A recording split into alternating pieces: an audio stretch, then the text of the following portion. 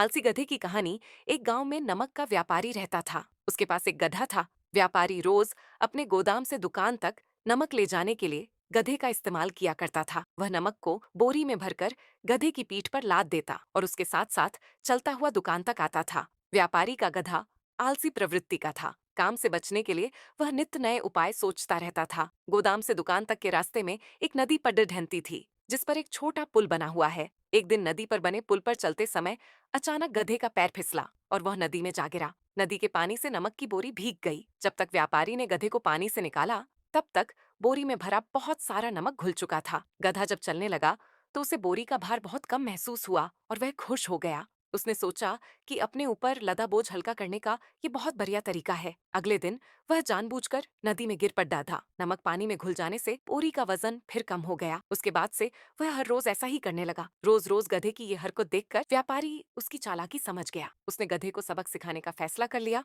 और अगले दिन बोरी में नमक के स्थान पर रुई भरकर गधे की पीठ पर लाद दिया। रुई हल्की थी।